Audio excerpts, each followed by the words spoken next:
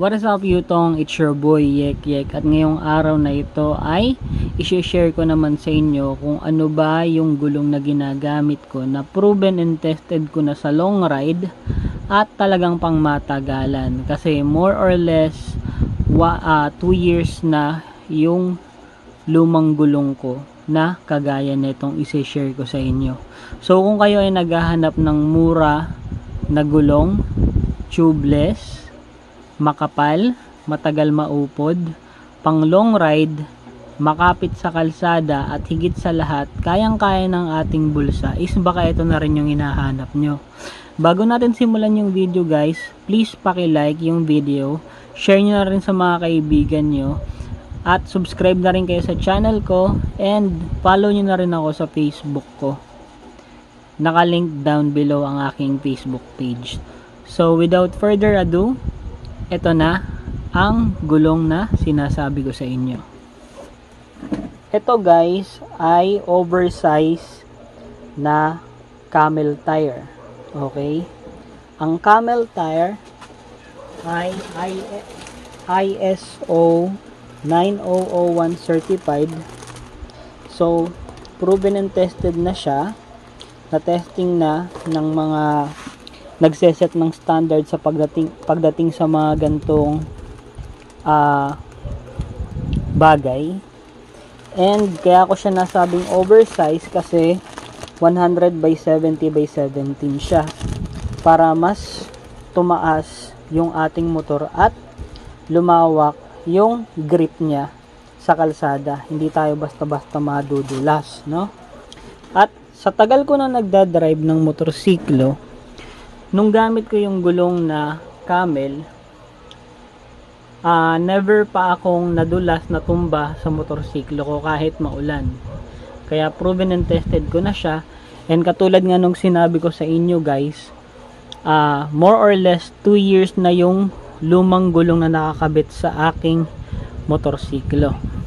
So, aakit kasi tayo ng Baguio, kaya ang bala ko is magpalit na ng gulong kasi tingin ko enough na yung time na nagamit ko yung gulong na yun. Up until now nga, 25% pa yung naiiwan dun sa gulong na yun. So, siguro gagawin ko na lang siyang spare.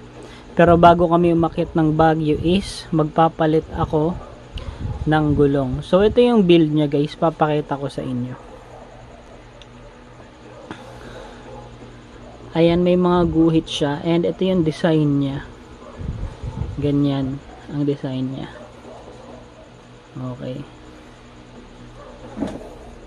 Tapos, yung loob niya naman is ganito. May mga guhit-guhit. And believe me or not guys, napakakapal talaga nito. Yung pinakasahig niya. Siguro more or less nasa 10 cm yung taas niya mula dun sa baba, mula dun sa lupa, no? Ito lang yun guys, itong pinaka-goma niya. Yan. Tapos, dahil tubeless to, kapag binili mo siya guys, nakabalot at meron siyang guide para hindi makupi yung gulong. Ayan. So, basta ang masasabi ko, proven and tested ko na to sa long ride, sa ulan, sa pangmatagalang gamit, at talagang maganda itong gulong na to. Ayan. Ang texture niya guys is parang makapit na matigas. Yun ang texture niya. Mayroon kasing ibang gulong, ang texture is makapit tas malambot. Yung parang alam mo sa sarili mo mabilis maupod yung gulong. So ito matigas siya, makapit, and matagal talagang maupod yung gulong guys. So may mga indicator naman siya para malaman mo kung mauupod na, kagaya nito. So kapag wala na itong bilog na to, ibig sabihin 25% na yung nagagamit mo dun sa gulong. Kapag ito nawala na itong bilog na to, ibig sabihin 50% na nung gulong yung nagasgas mo. Okay? Kapag umabot ka na dito sa, nakikita nyo ba yan? Yung yung indicator na yan. Pag umabot na dyan yung gulong mo, ibig sabihin kailangan mo nang magpalit ng gulong. So yung lumang gulong ko hindi pa umaabot dyan. Kaya yun, hanggang ngayon nakakabit pa rin sa motorsiklo ko. And nagagamit ko pa rin araw-araw. So 1 week bago kami magbagyo, tsaka ako ipapakabit itong gulong na to. Nire-ready ko lang lahat. May mga i-review pa ako na mga binili ko sa motorsiklo, katulad nung side bag, na murang-mura ko lang siya nakuha. Siguro next video papakita ko sa inyo, no?